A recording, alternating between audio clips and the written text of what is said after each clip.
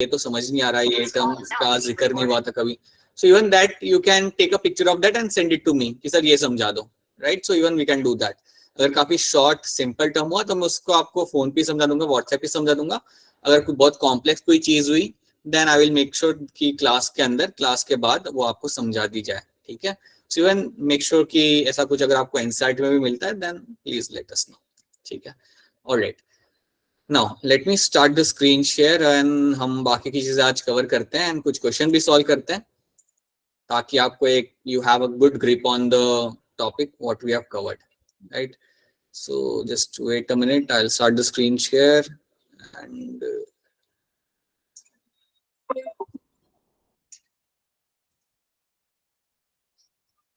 हाँ जी, क्या आपको स्क्रीन दिख रही है यहाँ पे? बहुत बढ़िया, ठीक है, राइट। सो यहाँ पे आपको स्क्रीन के अंदर कुछ एनिमल्स यहाँ पे दिख रहे होंगे। तो आपके सामने जो एनिमल है वो आपका है टाइगर, ठीक है? अब आप मुझे थोड़ा देख के बताइए, ये तीनों सेम है या थोड़े अलग लग रहे हैं? सर सेम है। ठीक है, right, okay, so that's my tiger. इसका साइंटिफिक नाम क्या होगा? पैंथेरस टाइग्रिस। ठीक है, टाइग्रिस। हाँ जी, राइट, बिल्कुल सही, बिल्कुल सही। आप सबका आंसर यहाँ पे बिल्कुल सही है। जब हम टाइगर की बात करते हैं तो उसका साइंटिफिक नाम यहाँ पे रहता है आपका पैंथेरा टाइग्रिस, पैंथेरा टाइग्रिस, ये आपका साइंटिफिक नाम आपके टाइगर का। अब इस पिक्चर पे हम वापस आते हैं। अब ये जो तीन आपके यहाँ पे टाइगर, इनके बारे में थोड़ा सा मैं आपको बताना चाहूंगा। जो सबसे नीचे जो आपको यहाँ पे दिख रहा है, मतलब नीचे जो आपका लेफ्ट हैंड साइड पे है, ये वाला टाइगर जो है, ये बेसिकली आपको इंडिया में देखने के लिए मिलता है। ये है आपका Bengal tiger, this is your Bengal tiger. तो ये आपको मिलेगा देखने के लिए आपके कॉर्बेट नेशनल पार्क, काजीरंगा या ताड़ोबा, रणथंभौर, वहां पे आपको जो टाइगर देखने को मिलेगा। जो इंडिया में जो भी आपको टाइगर मिलेंगे they are my Bengal tiger. तो ये चीज आपको यहाँ पे ऐड करनी है, Bengal tiger is seen in India, right? उसके बाद आप थोड़ा राइट में आ जाइए। राइट में जो यहाँ पे आपके सामने टाइगर है, the tiger you can see on the right of your screen, ठीक है? ये वाला जो आपके सामने टाइगर है, ये टाइगर आपको इंडोनेशिया के जंगलों में देखने के लिए मिलता है। ये टाइगर आपको इंडोनेशिया के जंगलों में देखने के लिए मिलता है और ये टाइगर का नाम है यहाँ पे सुमात्रन टाइगर। इसको हम बोलेंगे यहाँ पे एज अ सुमात्रन टाइगर। सो आपके सामने यहाँ पे है सुमात्रन टाइगर, आपके सामने यहाँ पे है बंगाल टाइगर, ठीक है? और जो ऊपर जो आपको यहाँ पे टाइगर दिख रहा है, ये टाइगर आपको मिलेगा देखने के लिए साइबेरिया के अंदर। ये टाइगर अगर आप ढूंढना जाओगे तो ये सिर्फ आपको साइबेरिया में मिलेगा। साइबेरिया बेसिकली रशिया के पास आया, रशिया के पास साइबेरिया में आया, और साइबेरिया में बहुत ठंड होती है। मतलब वहां पे अगर आप देखो तो ये बर्फ वाले एरिया में ये घूम रहा है टाइगर, मतलब वहां पे हद ठंड होती है, राइट? -डिग्री में ही आपका वहां पे टेम्परेचर रहता है। So this tiger is known as my Siberian tiger.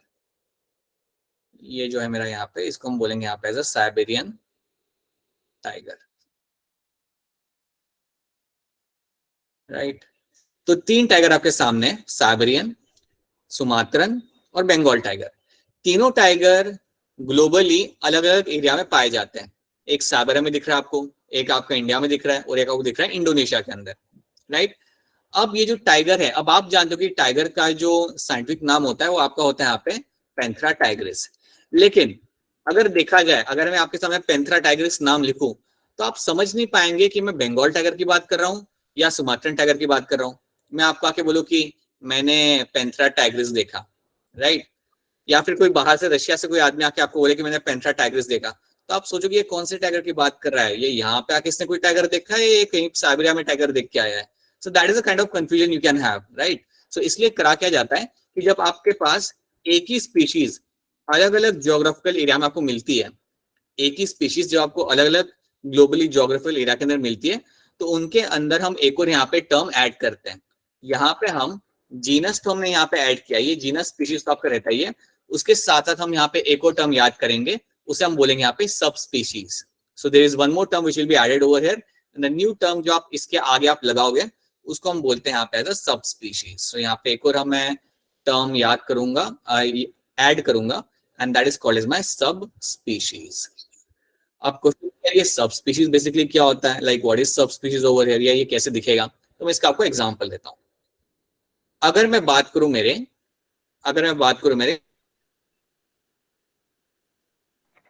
Sir आपकी आवाज कट रही है।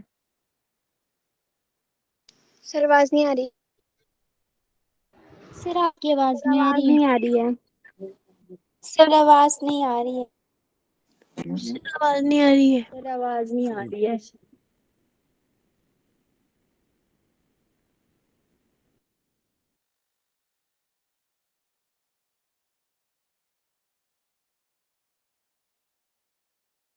तो जैसे ही मैं ये नाम मेंशन करता हूँ आपके दिमाग में क्लियर हो जाता है कि सर बात कर रहे हैं साइबेरियन टाइगर की। यहाँ पे कोई कंफ्यूजन नहीं है कि मैं बंगाल टाइगर या किसी और की बात कर रहा हूँ, यहाँ पे मैं बात कर रहा हूँ मेरे साइबेरियन टाइगर की। So that is something should be clear to you. उसी तरीके से मैं एक और यहाँ पे नाम लिखूंगा, उस नाम से आपको पता चल जाएगा कि वो टाइगर कौन सा है। So now you have one more name, Panthera tigris sumatrae. ये मेरा कौन से टाइगर की मैं बात कर रहा हूँ, नाम से पता चल जाए आपको यहाँ पे, सुमात्रन टाइगर। मैं सुमात्रन टाइगर की बात कर रहा हूँ, है ना। सर आपने जो सुमात्रन, एक्सप्लेन किया पहले, आपकी वॉइस नहीं आ रही थी बिल्कुल भी। ठीक है ठीक है। अच्छा बाकी लोगों को मेरी वॉइस आ रही है, सबको मेरी वॉइस नहीं आ रही? Yes sir. सर पहले नहीं आ रही थी। पहले नहीं आ रही थी, अब आ रही है। पहले नहीं आ रही थी। सर पहले नहीं आ रही थी। अच्छा अच्छा अच्छा, तो मतलब मैं सिर्फ बोल रहा था बट कुछ सुनाई नहीं दे रहा था, काइंड ऑफ।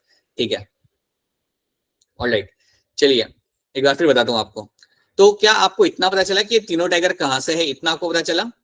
Yes sir. ये तीनों टाइगर अलग अलग मेरे ज्योग्राफिकल एरिया में से हैं, राइट। इन सब का कॉमन नेम अगर आप पूछा जाए तो हम कहते हैं पैंथेरा टाइग्रिस। लेकिन क्योंकि ये अलग अलग ज्योग्राफी में आपको मिलते हैं और इनके अंदर थोड़ा सा आपको डिफरेंस मिलेगा, इवन अगर आप इनके मॉर्फोलॉजी अगर आप इनके देखोगे, अगर आप इनके फिजिकल फीचर्स आप देखोगे तो थोड़ा सा डिफरेंस आपको इनके अंदर मिलता है। अगर आप साइबेरियन टाइगर को आप देखते हो तो उसका जो फर होता है वो बहुत थिक होता है। इसका जो फर होगा वो बहुत ज्यादा थिक होगा, क्योंकि इसको ठंडी जगह में रहना है तो उसका फर थिक होगा। अगर आप सुमाट्रन टाइगर को देखोगे तो उसके ऊपर जो स्ट्रिप्स होते हैं ना, अगर देखोगे तो ज्यादा डार्क कलर के होंगे, थोड़े ज्यादा डार्क ब्लैक कलर के होते हैं वो स्ट्रिप्स। और आपका जो कोट होगा यहाँ पे वो भी थोड़ा ज्यादा ऑरेंजिश कलर का होगा। तो थोड़ा थोड़ा आपको डिफरेंस यहाँ पे मिलेगा। लेकिन अब जब हम इनकी नेमिंग की बात करते हैं, जैसे कि मैंने आपको बोला कि अगर आपके पास एक ही स्पीशीज है अलग अलग ज्योग्राफिकल एरिया के अंदर, तो आप उनके अंदर एक और टर्म ऐड करोगे। आप जो नॉर्मली पैंथेरा टाइग्रिस आप लिखते हो उसके साथ साथ आपको एक और टर्म एडिशनल में ऐड करना पड़ेगा वहां पे, और वो टर्म को हम बोलते हैं यहाँ पे एज अ सब स्पीशीज। ठीक है। अब जैसे कि हम बात कर रहे थे यहाँ पे हमारे साइबेरियन टाइगर की, तो साइबेरियन टाइगर का पूरा नाम यहाँ पे आता है Panthera tigris altaica. So Panthera tigris altaica is going to be the scientific name for my Siberian tiger. ये मेरे साइबेरियन टाइगर का साइंटिफिक नाम हो जाता है। तो जो थर्ड नाम मेरा यहाँ पे आया, जो थर्ड टर्म मेरा यहाँ पे आया, उसे मैं क्या बोलूंगा, दैट इज माय सब स्पीशीज। उसको मैं यहाँ पे बोलता हूँ एज अ सब स्पीशीज। ठीक है। उसी तरीके से दूसरा मेरा यहाँ पे साइंटिफिक नाम क्या है, Panthera tigris sumatrae. Panthera tigris sumatrae. और ये मेरा जो नाम है, ये मेरा नाम है मेरे सुमात्रन टाइगर का। So you have this name is for my Sumatran tiger. Tiger. इस वाले का क्या नाम बताया? पहले वाले का नाम है पैंथेरा टाइग्रिस अल्टिका, ALTAICA। ये है नाम मेरे साइबेरियन टाइगर का, जो ठंडी जगहों में आपको देखने के लिए मिलता है। और जो नीचे वाला जो आपका यहाँ पे पैंथेरा टाइग्रिस सुमात्रे, ये आपको मिलेगा सुमात्रा के फॉरेस्ट में, मतलब इंडोनेशिया में। उसको हम बोलेंगे यहाँ पे सुमात्रन टाइगर, राइट। सो याद रखना थर्ड नेम जो यहाँ पे आता है दैट इज माय सब स्पीशीज का नाम होता है वो। अब इसी तरीके से मैं इंडिया के टाइगर का भी नाम दूंगा। जो आपका बंगाल टाइगर है उसका अगर हम पूरा नाम देखेंगे तो उसका पूरा नाम यहाँ पे आएगा Panthera tigris tigris. So Panthera tigris is going to be the complete name for my Bengal tiger. तो इसमें वो भी आपका सब स्पीशीज वाला नाम जो भी आ रहा है यहाँ पे, वो भी आपका टाइग्रिस यहाँ पे आ रहा है। So that is why you will have this is going to be the Bengal tiger. Bengal tiger. तो आपको एक चीज यहाँ पे याद रखनी है, आपको इतना देखो, कभी आपको लोग ये साइंटिफिक नाम के बारे में पूछेंगे नहीं कि साइबेरियन टाइगर का नाम क्या होता है, वो लोग आपको नहीं पूछेंगे। ये एग्जाम्पल मैं आपको इसलिए दे रहा हूँ ताकि आपको समझा सको कि थर्ड टर्म क्या होता है। जो थर्ड टर्म हम यहाँ पे यूज करते हैं, that third term is my सब स्पीशीज। ये जो तीसरा टर्म हम यहाँ पे यूज करते हैं इसे हम बोलते हैं यहाँ पे एज अ सब स्पीशीज। और this becomes example of my trinomial nomenclature. This is example of your trinomial nomenclature.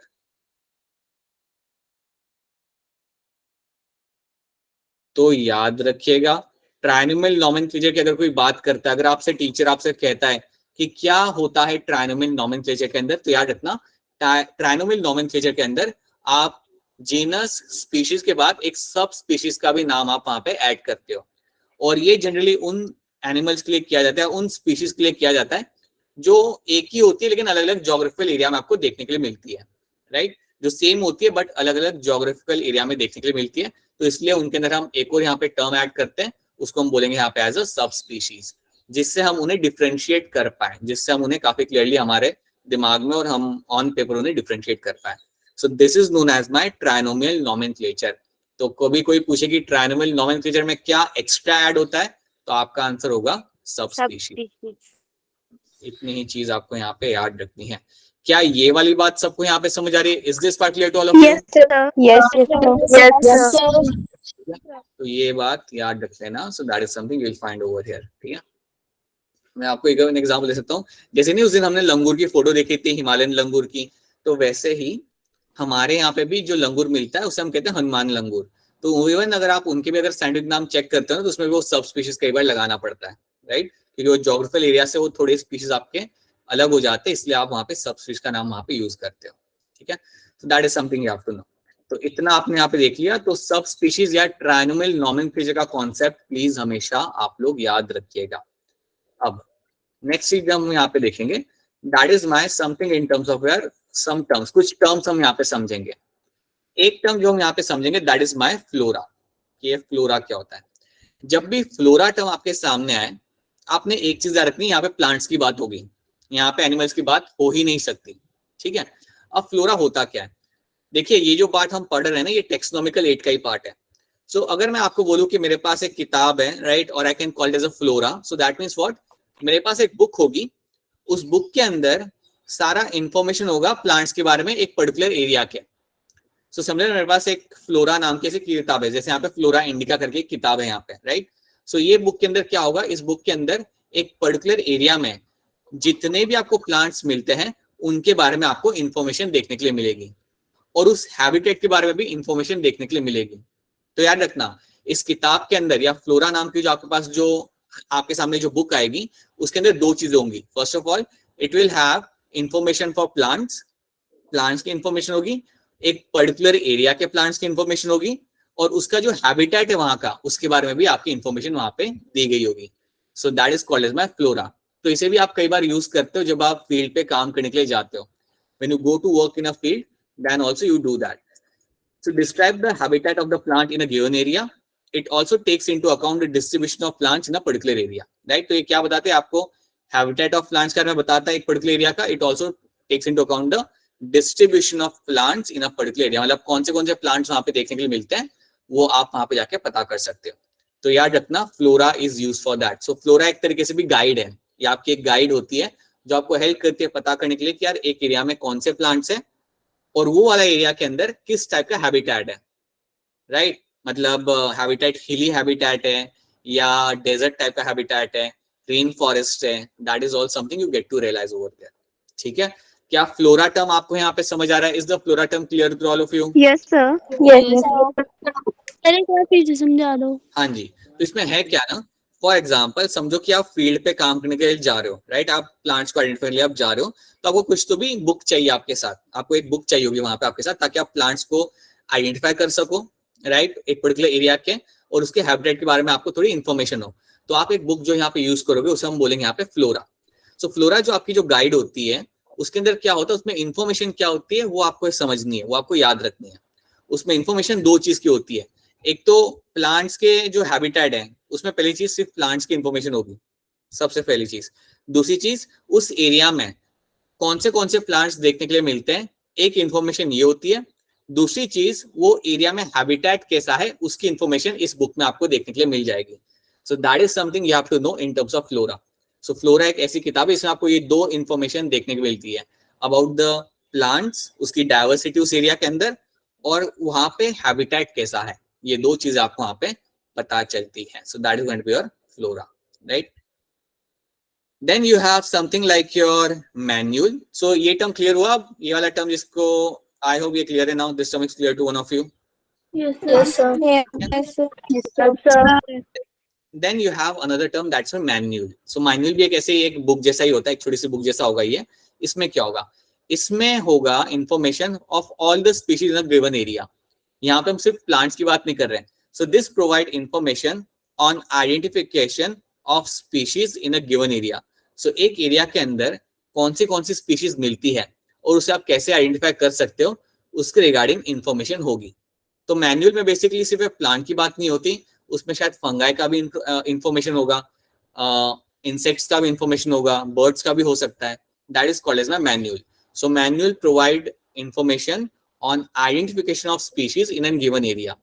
तो ये भी आप यूज कर सकते हो एक पर्टिकुलर एरिया के अंदर जब आप किसी डाइवर्सिटी को आप स्टडी करने के लिए जाते हो या आप डाइवर्सिटी को समझने के लिए आप जाते हो. So that is when you can use this manual over here. आप ये मैनुअल को यूज करके आप उसे समझ सकते हो. तो याद रखना, मैनुअल ऐसा नहीं कह रहा कि इसमें सिर्फ प्लांट्स की इंफॉर्मेशन होगी. It can have plants, animals, insect, every information can be there, right. So for example मैं आपके हाथ में मैनुअल देता हूँ, मैनुअल ऑफ चंबा, राइट. तो उसमें चंबा में जितनी भी आपको डाइवर्सिटी मिलती है उसको आइडेंटिफाई करने के लिए इंफॉर्मेशन आपको दे के रखी होगी उन लोगों ने, राइट. उसको यूज करके, उस इंफॉर्मेशन यूज करके आप कई सारी स्पीशीज जो उस एरिया में आपको मिलती है उसे आप आइडेंटिफाई कर सकते हो. So that is what you have to know about the manual. ठीक है, दोनों में डिफरेंस है ना. फ्लोरा में सिर्फ प्लांट की बात होती है, मैनुअल्स में सब कुछ आ सकता है. मैनुअल्स में आप स्पेसिफिक प्लांट्स की आप बात नहीं करते. ठीक है, क्या मैनुअल वाला टर्म यहाँ पे क्लियर है सबको? Yes, Yes, sir. sir. Yes, sir. ठीक है, Yes, sir. Yes, sir. Alright. अब एक और टर्म यहाँ पे हम देखते हैं, मोनोग्राफ. अब मोनोग्राफ को मैं वैसे डायरेक्टली समझाता हूँ. देखो इसमें होता क्या है, एक मोनोग्राफ ऐसा लिटरेचर होता है, ऐसा एक लाइक हैंडी एक छोटा सा बुक टाइप रहेगा, वो लिटरेचर रहेगा. उसमें क्या होगा, उसमें एक पर्टिकुलर टेक्सॉन के बारे में इंफॉर्मेशन होगी. सो फॉर एग्जांपल मैं आपके हाथ में देता हूँ मोनोग्राफ, मैं आपके हाथ में एक मोनोग्राफ देता हूँ और लिखा हुआ है उसके ऊपर that it is a monograph of class mammals, class mammals. तो इसका मतलब क्या होता है यहाँ पे कि इस मोनोग्राफ के अंदर आपको सिर्फ मैमल्स के रिलेटेड आपको इंफॉर्मेशन मिलेगी. तो एक पर्टिकुलर टेक्सॉन है ना, उसके बारे में पूरी इंफॉर्मेशन इसके अंदर देके रखी होती है, राइट. तो अगर मैं आपके हाथ में ये मोनोग्राफ देता हूँ जिसके अंदर इंफॉर्मेशन किसकी है, क्लास मैमल्स की, तो इसमें सारी इंफॉर्मेशन होगी मैमल के रिलेटेड. उनका हैबिटेट, उनका रिप्रोडक्शन वो लोग कब करते हैं, उनका कहाँ पे वो लोग रहते हैं, their behaviour, everything will be given in this kind of monograph. ठीक है, उसी तरीके से समझिए मैं स्नेहा के हाथ में एक मोनोग्राफ देता हूं, उस पर लिखा है मोनोग्राफ ऑफ फैमिली फिलिडिए, राइट. तो उसके अंदर उसका मतलब क्या हुआ, उस मोनोग्राफ के अंदर जो फैमिली फिलिडिए है उसकी सारी इंफॉर्मेशन होगी, उसकी सारी की सारी इंफॉर्मेशन उसके अंदर होगी कि फिलिडिए फैमिली के स्पीशीज कौन सी होती है, कहाँ मिलती है, वो लोग क्या खाते हैं, उनका बिहेवियर कैसा होता है, everything will be given over there. तो मोनोग्राफ में क्या होता है, एक सर्टेन टेक्सॉन की ही इंफॉर्मेशन आपको मिलती है. आप ऐसा नहीं सोच सकते कि एक मोनोग्राफ के अंदर सारी इंफॉर्मेशन होगी. It will have the information of a particular tax on. तो ये चीज आपको हमेशा यहाँ पे याद रखनी है. So let's see this thing again. यहाँ पे हम इस चीज को समझते हैं. When a tax on is described in detail about its habitat, habit, structure, function, reproduction, adaptation and behavior, the description is in the form of your monograph.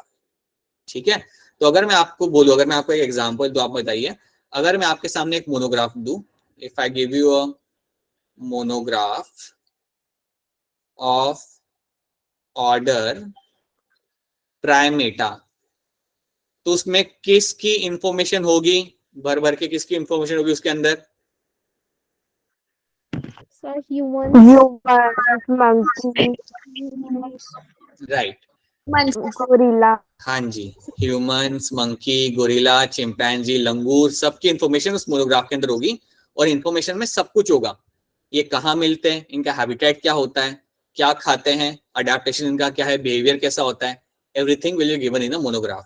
तो याद रखना मोनोग्राफ बहुत ही ज्यादा स्पेसिफिक होता है, मोनोग्राफ आपका बहुत ही ज्यादा आपका होता है स्पेसिफिक, उसके अंदर आपको लाइक ऐसा नहीं कि सब कुछ मिलेगा, it will be very very very specific all the time, ठीक है।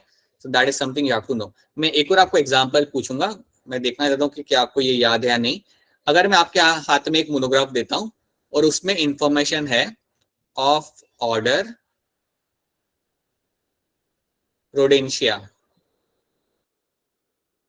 रैट्स का होगा sir,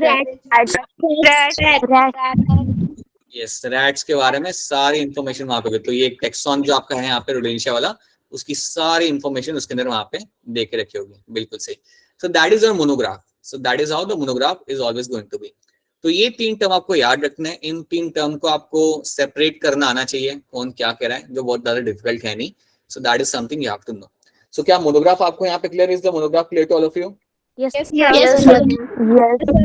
yes, sir. Okay just wait a minute, ठीक है, all right. This is something we have seen. अब कुछ क्वेश्चन फटाफट हम लोग यहाँ पे देखते हैं। Let's try to see few questions over here. ठीक है, स्टेटमेंट बेस्ड क्वेश्चन है, ध्यान से देखिए, take your 1 minute, try to see this question आराम से, then try to solve this. NEET 2013 का क्वेश्चन है, ध्यान से देखिएगा, पढ़िए और बताइए। Which of the following is not a correct statement? इसमें से कौन सा करेक्ट स्टेटमेंट नहीं है, देखिएगा ध्यान से, try to answer this. Option A Option A. सर, ऑप्शन ए सब लोग मुझे आंसर कर रहे हैं और सबका आंसर यहाँ पे ऑप्शन है, तो बिल्कुल ही आपका सही आंसर है। A museum has a collection of photographs of plants and animals, ये स्टेटमेंट आपका गलत है। तो अगर ये स्टेटमेंट गलत है तो क्या कैसे क्या होता है, मतलब प्लांट्स और एनिमल किस फॉर्म में होता है? सर रियल में सर स्टफ्ड और प्रिजर्व्ड होते हैं। बिल्कुल सही, स्टफ होते हैं या फिर आपके प्रिजर्व होते हैं, रियल होते हैं बिल्कुल, और आपके स्टफ या प्रिजर्व रहेंगे वो, चाहे वो जार में कई बार प्रिजर्व होंगे या कई बार उन्हें हम स्टफ करके हम रखेंगे उन्हें। सो यस, ऑप्शन ए आपका यहाँ पे बिल्कुल गलत है, तो that is why this is going to be the right answer in this, बिल्कुल सही। नाउ ये हम पहले भी कर चुके हैं, the level of herbarium sheet does not carry information on, sir D height of Option D. Height of plant. Option D बिल्कुल सही, हाइट ऑफ प्लांट आपको देखने के लिए नहीं मिलेगा, that is not something you get to see on the herbarium sheet, ये आपको देखने के लिए आपको नहीं मिलता। कलेक्टर का नाम मिलेगा, डेट ऑफ कलेक्शन मिलेगा, लोकल नेम मिलेगा, साइंटिफिक नाम मिलेगा, बट हाइट ऑफ प्लांट आप यहाँ पे देखने के लिए आपको नहीं मिलता। So that is question number 27, ठीक है। अच्छा, अब इसको ध्यान से देखिएगा and try to answer this, ठीक है। One of the most important function of botanical garden is, ये हमने कल इसके बारे में बात किया था, तो ध्यान से देखिए and try to answer this.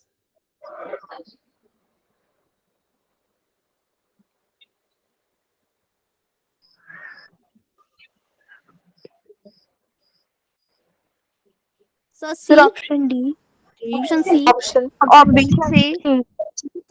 D, बड़े मिक्स आ रहे हैं, ठीक है। चलिए अब हम इसे सॉल्व करें। कुछ लोगों ने बोला ऑप्शन डी, चलिए ऑप्शन डी पहले यहाँ पे देखते हैं। They provide natural habitat for wild life, नहीं ऐसा कुछ काम नहीं होता बोटेनिकल गार्डन का। बोटेनिकल गार्डन मतलब प्लांट्स, ठीक है, तो वाइल्ड लाइफ वहां पे आपको देखने के लिए नहीं मिलेगा, ठीक है, याद रखना। So that is why option D is not going to be the right answer, right, it is not going to provide the habitat for wildlife, तो ये आपका हो गया गलत यहाँ पे, राइट। ऑप्शन ए यहाँ पे देखते हैं, they provide a beautiful area for recreation, हाँ जी वो रिक्रिएशन के लिए एरिया तो प्रोवाइड करते हैं, लेकिन ये मोस्ट इंपॉर्टेंट फंक्शन नहीं है उनका, so that is also not a right answer. Sir option C, हाँ राइट, ऑप्शन सी, हाँ राइट, ठीक है, बिल्कुल सही है आपका आंसर। इसको हम देख लेते हैं। ऑप्शन सी यहाँ पे क्या कह रहा है, they allow the x situ conservation of germplasm.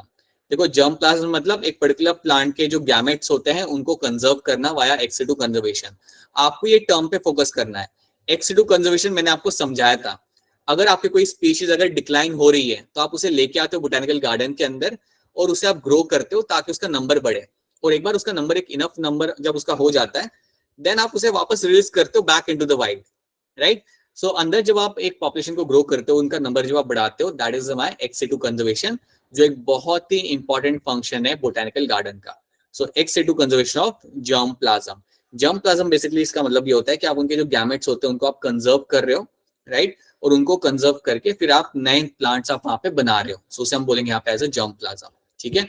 So option C आपका यहाँ पे बन जाएगा एज अ करेक्ट आंसर। ये टर्म आप 12th में एक बार फिर देखेंगे, you will get to see this term again in 12th, जहाँ पे उसे सेपरेटली समझाया जाता है, ठीक है, राइट। और अब मुझे ये बताइए, क्या एक्स2 कंजर्वेशन एनिमल्स के लिए हो सकता है? Yes, sir. Yes, sir. कहाँ पे होता है x two conservation animal? Sir, zoological parks. Park. बिल्कुल, ज़ूलॉजिकल पार्क में होता है, बिल्कुल सही होता है। एंड अगेन वहां पे भी सेम चीज की जाती है, अगर एनिमल की पॉपुलेशन डिक्लाइन कर रही है वाइल्ड के अंदर, देन आप उसे लेके आओगे जू के अंदर, एक जूलॉजिकल पार्क के अंदर, उसका नंबर आप बढ़ाते हो and then you release them back into the wild. एक बार नंबर उनका बढ़ गया काफी ज्यादा, then you can release them back into the wild. So yes, that is what you do with the animal as well. So that was our question number 29, ठीक है। ये क्वेश्चन थोड़ा ध्यान से दिखेगा, शायद थोड़ा छोटा दिखे आपको। मैच द फॉलोइंग है, क्वेश्चन नंबर 26 में मैच द फॉलोइंग है, हर्बेरियम, कीम, म्यूजियम और कैटलॉग। अब कैटलॉग अगर आपको नहीं भी मालूम ना, तब भी आप इसे सॉल्व कर सकते हो। कई बार ऐसा कोई अगर टर्म आ रहा है मैच द फॉलोइंग में जो आपने सुना नहीं है, तब भी आप बाकी 3 देख के सॉल्व कर सकते हो।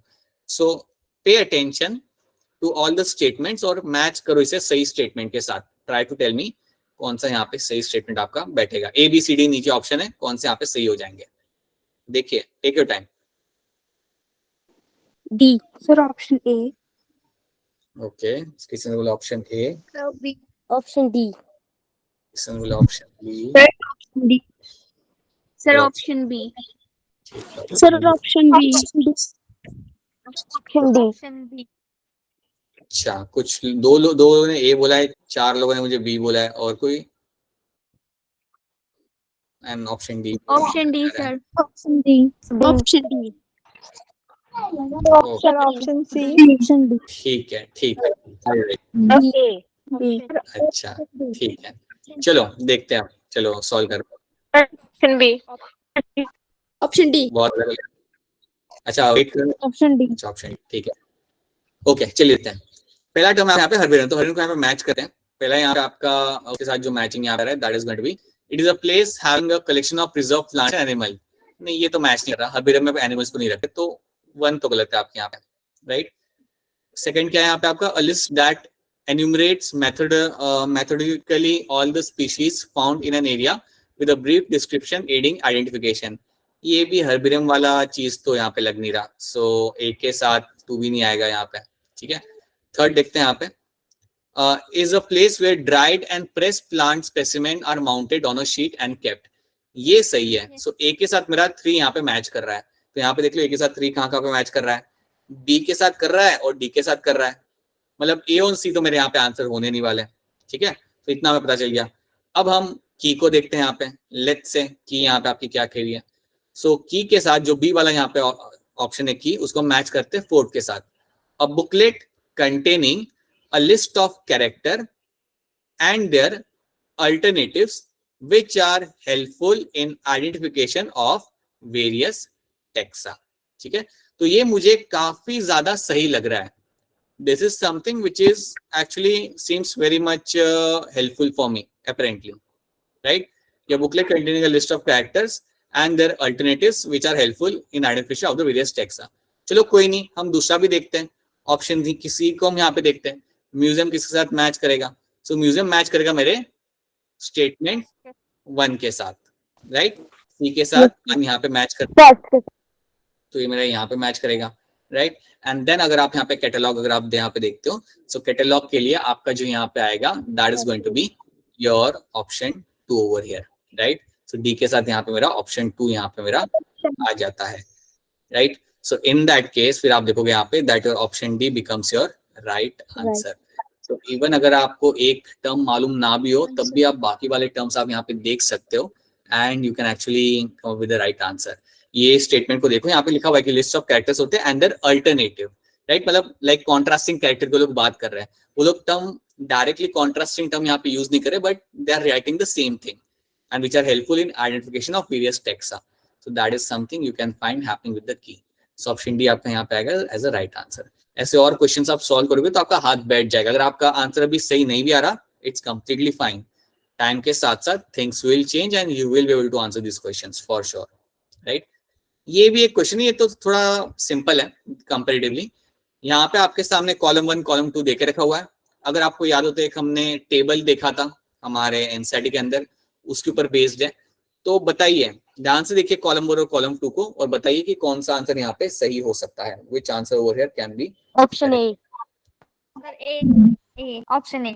Option A. सब लोगों ने काफी जल्दी आंसर कर दिया। ऑलराइट, ओके, ऑप्शन ए पक्का? Yes sir. Option yes sir. Alright, yes, option है आपका यहाँ पे सी आंसर आएगा, बिल्कुल सी आंसर है आपका। अगर ऑप्शन है आप देखोगे यहाँ पे कि आपका जो ए है फैमिली, उसके बाद आपका यहाँ पे आएगा मस्कीडिया, यहाँ पे आपका आ जाएगा, बिल्कुल सही। ऑर्डर के साथ आपका यहाँ पे आएगा Diptera, that is going to be order over here. Class के साथ यहाँ पे आया था आपका इंसेक्टा, कॉलम के साथ आपका यहाँ पे आएगा arthropoda. So yes, option A will be the right answer, बिल्कुल सही। दैट इज योर नीट का क्वेश्चन था ये। So this is something you can answer. हाँ, the new term systematic was introduced by, the term new systematic was introduced by, sir Linnaeus. Right, Linnaeus नहीं, आपको ये term systematic वाला आपके सामने रखा था। Yes, then the famous botanical garden Kew is located in, ये आपका garden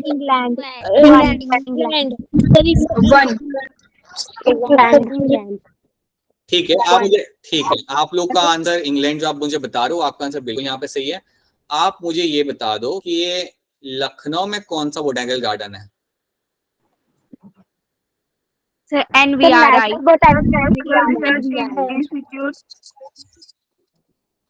NBRI, national botanical research institute, बिल्कुल सही। That is going to be in your Lucknow, right, ये आपका लखनऊ में आएगा। ठीक है, एक और बोटानिकल गार्डन था, वो आपको कहाँ मिलता था? यस,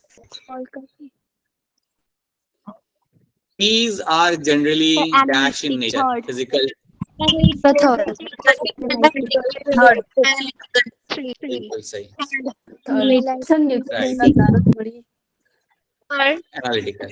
हाँ जी, याद रखिएगा कीज आपका हमेशा एनालिटिकल ही होता है। कीज जो भी आपके रहेंगी यहाँ पे वो हमेशा आपके एनालिटिकल होंगे और उनको यूज करके आप like you can get to know number of, you can actually identify your species. वो एनालिटिकली आपकी होती है हमेशा कीज, और किसी तरीके से आपकी नहीं होती। ठीक है, अब ये क्वेश्चन को ध्यान से देखना है। ठीक है, ये क्वेश्चन एकदम से नहीं करना, ध्यान से देखना है। आप लोग कभी कभार ऐसे क्वेश्चन में गड़बड़ करते हो। Consider the two different animals, दो अलग अलग एनिमल है, that are classification in the same family. Consider two different animal that are classification in a same family. थोड़ा स्टेटमेंट अजीब है बट इतना समझ आ रहा है तुम्हें, दो अलग अलग एनिमल है और वो सेम फैमिली के अंदर आ रहे हैं, that in the same different orders. अरे सुन तो लो, दिस मींस, अरे अरे सुनो, this means that they must be classified in different order. बताइए। Different order. Different order. Different order. ठीक है, अब आप लोगों ने इसका आंसर कर दिया। अब इसको हम वापस से देखते हैं। देखो ध्यान से, consider two different animal that are classified in same family. दो सेम फैमिली वो लोग आ रहे हैं, इसका हम कर लेते हैं। अरे सुन लो, अब सुन लो, अब मेरी बात सुनो। सेम फैमिली में आ रहे हैं, सो फॉर एग्जांपल हम यहाँ पे एग्जांपल लेते हैं। Let's say you have, let's say example of your tiger, let's take example of your tiger and let's take example of your domestic cat. ठीक है, ये दोनों की दोनों आपकी आ रही हैं आपके एक सिंगल फैमिली के अंदर। वो फैमिली का नाम क्या है? कार्निवोरा। अरे फैमिली, फैमिली फेलिडिए। ये दोनों आ रही है आपकी सेम फैमिली के अंदर, that is going to be your Felidae. तो ये मेरा आ गया फैमिली के अंदर, राइट। अब आप जानते हो टाइगर का जीनस होता है आपके यहाँ पे पैंथेरा, कैट का क्या होता है? फेलिस होता है बाबा, फेलिस होता है, फेलिस होता है, राइट। तो आपने देखा कि ये दोनों आ रही है सेम फैमिली के अंदर, राइट। ये इतना आपको यहाँ पे क्लियर हो गया। अब आप मुझे ये बताओ, ये दोनों सेम फैमिली के अंदर आती है, ये दोनों, सर रिपीट करना। अरे सुनो, ये दोनों कौन से ऑर्डर के अंदर आती है? फिर ऑर्डर कौन सा लगेगा इनके अंदर? ऑर्डर जो होता है वो होता है यहाँ पे कार्निवोरा। अब अगर इनका ऑर्डर है दोनों का कार्निवोरा, तो डिफरेंट ऑर्डर कैसे हुआ? वो तो सेम ही ऑर्डर हुआ ना इन दोनों के लिए, समझ रहे हो? This to family, this to genuses, right. ये आपके पास दो जीनस है, राइट। एक आपका पैंथेरा, एक आपका फेलिस है। दोनों आपके आ रहे हैं एक फैमिली के अंदर, राइट। इतना क्वेश्चन आपको रहा है कि दोनों सेम फैमिली में, तो दोनों सेम ऑर्डर में भी तो आएंगे अगर सेम फैमिली के अंदर है तो, सो आप यहाँ पे करो डिफरेंट ऑर्डर, तो वो तो यहाँ पे गलत आंसर हो गया। फिर समझ आ रही है मेरी बात? क्या आपको ये बात मेरी समझ आ रही है सबको? डिफरेंट ऑर्डर वाली बात तो गलत है, ये ऑप्शन 4 तो आप यहाँ पे गलत हो जाएगा, राइट? तो ये हो गया मेरा Second option, the same class. The second option. अब तुम सही बता रहे हो, अब आप लोग सही बता रहे हो मुझे ये आंसर। बट सुनो, अब समझो, ऑर्डर मेरे यहाँ पे आता है कार्निवोरा, लेकिन जो मेरा क्लास होगा वो तो इनका रहेगा, बिल्कुल एक ही रहेगा आपका इनका class, and that class is going to be your mammals. So class इनका रहेगा यहाँ पे मैमल्स। ऑर्डर भी सेम आपका यहाँ पे, क्लास भी आपका यहाँ पे सेम है, and class is going to be your mammals. अब क्योंकि आपका क्लास यहाँ पे एक ही है, तो उस हिसाब से ऑप्शन 2 आपका आएगा यहाँ पे as a right answer. So even though ये दोनों अलग अलग एनिमल है, दोनों सेम फैमिली के अंदर आ रहे हैं, but they will come under the same class. ये दोनों अलग अलग ऑर्डर में नहीं आएंगे, सेम ऑर्डर में आएंगे और सेम ही क्लास में आएंगे, ठीक है?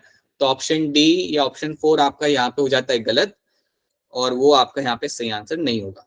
बाकी दो ऑप्शन भी आप देख लो, दोनों सेम स्पीशीज तो है ही नहीं, राइट? दोनों सेम स्पीशीज, अगर दोनों अलग अलग एनिमल है तो सेम स्पीशीज तो हो ही सकते वो। क्या दोनों के जीनस सेम होंगे? वो भी गलत बात है। अगर दोनों अलग अलग एनिमल है जो एक फैमिली में आ रहे हैं, तो उनका जीनस यहाँ पे सेम नहीं हो सकता। You can not find them having the same genus. So that is why option B over here becomes the right answer. क्या ये चीज क्लियर है आपको यहाँ पे? Is this clear to all of you? Right? इसलिए कभी टेस्ट देते समय ये क्वेश्चन आएगा तो एकदम से जंप मत करना आंसर के अंदर। Take your time, take your 2 minutes, या फिर ऐसा हो तो साइड में लिख लिया करो कहीं पे नोटबुक पे कि यार ये फैमिली में ये जानवर आता है तो कैसे जाएगा, उसका ट्री कैसे बनेगा, and then answer this, right? क्योंकि इवन असाइनमेंट 2 के अंदर काफी बच्चों ने डिवीजन कॉलम के अंदर ऊपर नीचे थोड़ा कर दिया था, right? So please make sure अगली बार कम हो ये mistakes, that is one thing. हाँ जी, अभी वापस ये स्टेटमेंट बेस्ड क्वेश्चन है, सब लोग पहले ध्यान से देखेंगे पूछा क्या है। Select the incorrect statement with respect to the category genus. Genus के रिलेटेड आपको यहाँ पे इनकरेक्ट स्टेटमेंट बतानी है मुझे। अब खुद से आप चारों स्टेटमेंट को पढ़िए and try to answer this. Again think wisely and try to answer this. मैं आपको यहाँ पे एक हिंट देता हूँ, चलो हिंट देता हूँ, हिंट यहाँ पे देता हूँ मैं, स्नो लेपर्ड। और नहीं, हिंट स्नो लेपर्ड में यहाँ पे नहीं देता, और आप कंफ्यूज हो जाओगे, लेट इट बी, छोड़ो, राइट? हाँ चलो, answer this. Option 2.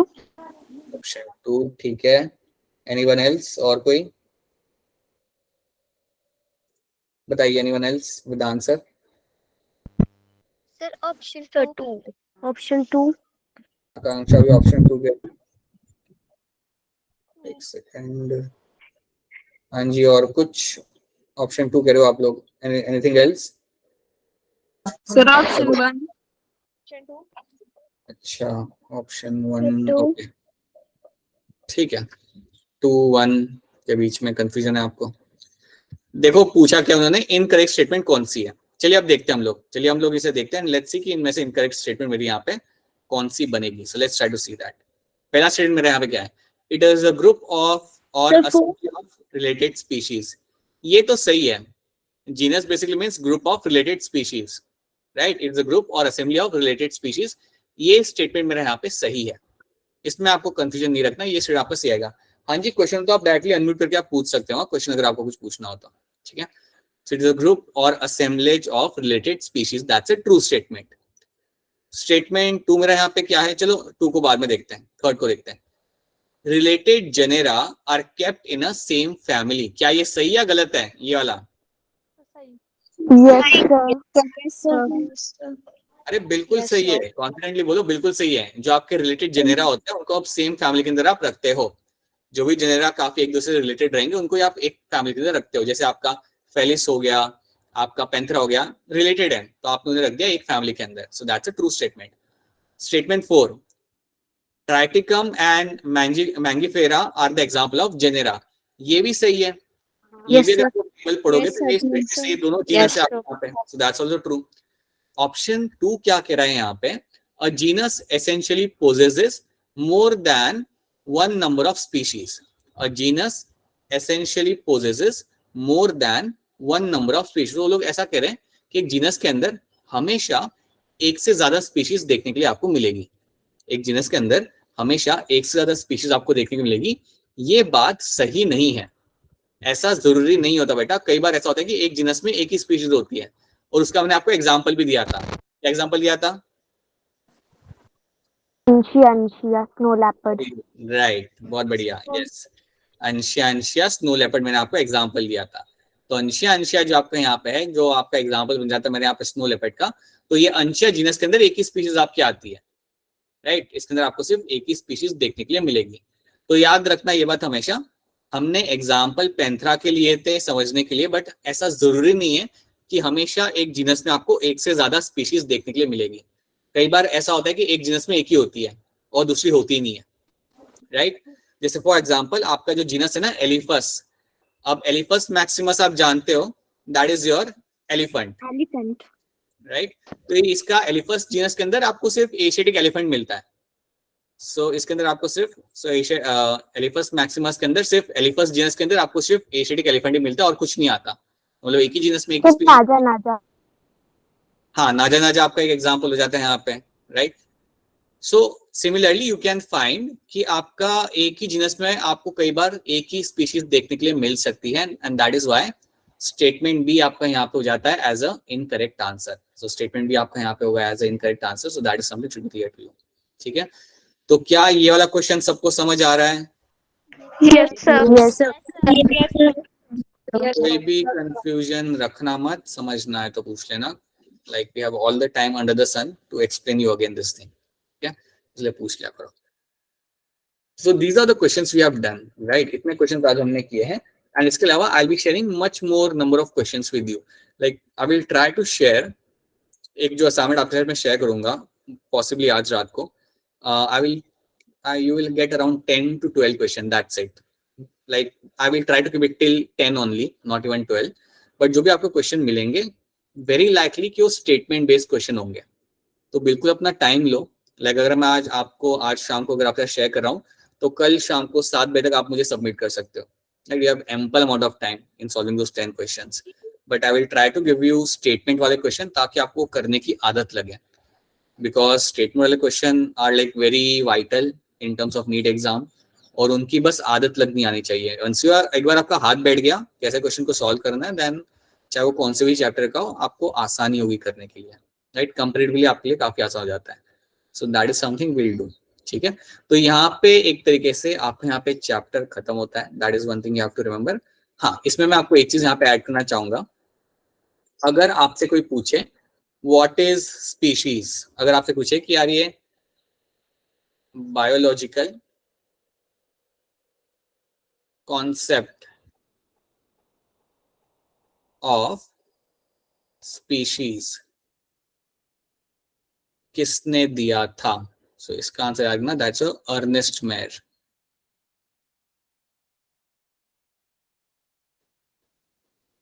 So Ernest Mayr was a individual जिन्होंने हमें ये स्पीशीज टर्म दिया था, ये जो स्पीशीज का जो कॉन्सेप्ट है ना, ये इन इंडिविजुअल से हमें यहाँ पे दिया था, so that is one thing you have to know. So Ernest Mayr is the individual which actually give us the concept of species. तो ये चीज आपको यहाँ पे याद रखनी है। अगर आपसे कभी क्वेश्चन आता है कि यार ये बायोलॉजिकल कॉन्सेप्ट जो स्पीशीज का होता है, जो टर्म होता है स्पीशीज, ये आपको किसने दिया था, then Ernest Mayr is a name of the person. और मेरा ये जो आर है ये एन जैसा लगता है, लेकिन ये आर है, ठीक है। सो ERNSTMAYR, ठीक है, तो एंड में वो आर है, but it looks like N, so या please take care of that, right. So that is something you have to know, that's a biological concept of species, Ernest Mayr ने आपको यहाँ पे आगे रखा था। सो ये एक टर्म याद रखना। बाकी जो भी साइंटिस्ट ने आपका कंट्रीब्यूट किया था, कार्लोस लिनियस हो गया, आपके जो बुक लिखी थी, वो सब आपको यहाँ पे याद रखना पड़ेगा, that is all something you have to remember, right. और वो याद हो भी जाता है, क्वेश्चन सॉल्व करते करते हुए वो याद हो जाता है, सो कोई दिक्कत आपको नहीं आएगी, ठीक है। तो क्या इस चैप्टर में यहाँ तक जो आपको कराया गया है, क्या वो आपको सबको यहाँ पे क्लियर है? Yes, sir. Yes. Yes, sir. Okay, Yes, sir. कौन सी लैंग्वेज हम लोग यूज करते हैं साइंटिफिक नेमिंग के लिए? Sir, Latin. राइट। एक टेक्सोनॉमिस्ट जब एक स्पीशीज को देखता है जो अननोन है, तो 3 स्टेप फॉलो करता है। पहला स्टेप क्या होता है? Third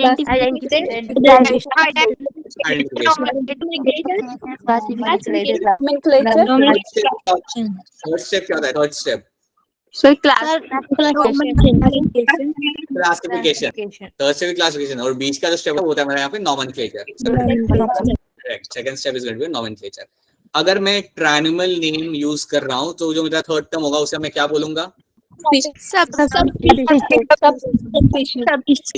right, true, very good. मुझे अभी तक प्लैनेट में कितनी स्पीशीज मैंने अभी तक डिस्कवर की है?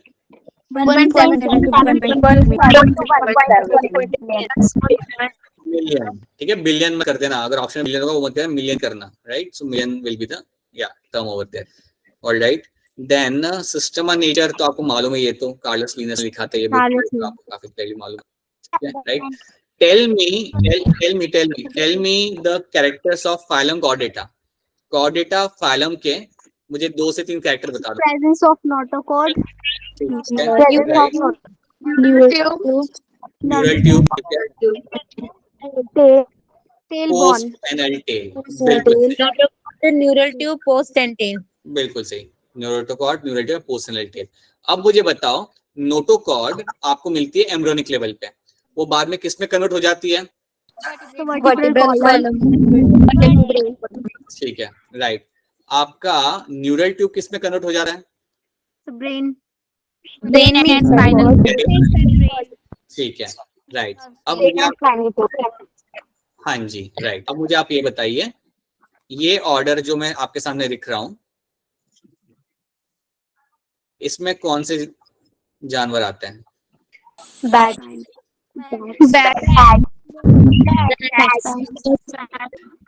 इसमें जाएंगे आप, बैट्स, ठीक है। अब मैं यहाँ पे एक साइंटिफिक नाम लिख रहा हूँ, मुझे बताना है ये एनिमल कौन सा है।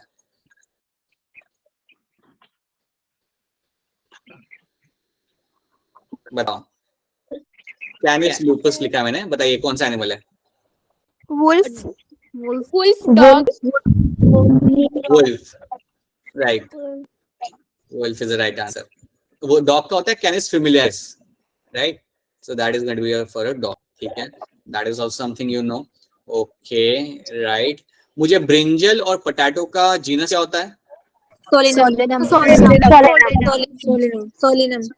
ठीक है, alright, that is also something you remember. Then tell me कि म्यूजियम के अंदर आप जब आप वेट प्रिजर्वेशन आप करते हो तो क्या 3 चीजें आप यूज करते हो? वो जार के अंदर क्या 3 चीजें आप डालते हो?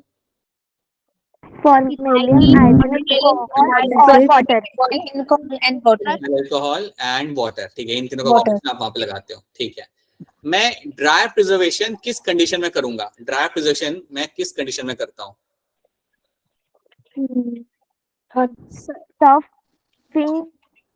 मतलब कैसा एनिमल का साइज बड़ा होगा जो एनिमल्स। हाँ, ठीक है, बिल्कुल सही। हाँ, ठीक है, एनिमल साइज बड़ा होगा तब मैं करूंगा ड्राई प्रिजर्वेशन, राइट। और मैमल के लिए करूंगा, और किसके लिए करूंगा मैं ड्राई प्रिजर्वेशन जनरली? प्लांट। इसके लिए, राइट, प्लांट्स के लिए भी, ठीक है, या that is something I will be doing for them, okay, true. Then मुझे बताओ ये क्या होता है? हाँ, ये वाला टर्म बताओ, ये ऑस्कुलम टर्म क्या होता है?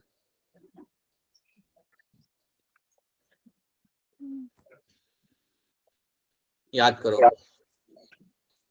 ये मैं हिंट देता हूँ, ये वो स्लाइड पे था जिस स्लाइड पे एरियल पाउडर का पैकेट बना हुआ था। Sir, it's a cylindrical structure in which we bring plants. हाँ जी, राइट। तो एक सिलेंड्रिकल मेटेलिक स्ट्रक्चर होता है बॉक्स जैसा, जिसके अंदर आप प्लांट को लेके आते हो, बिल्कुल सही, right. You will bring plants keeping in them, right, that's what is osculum over here.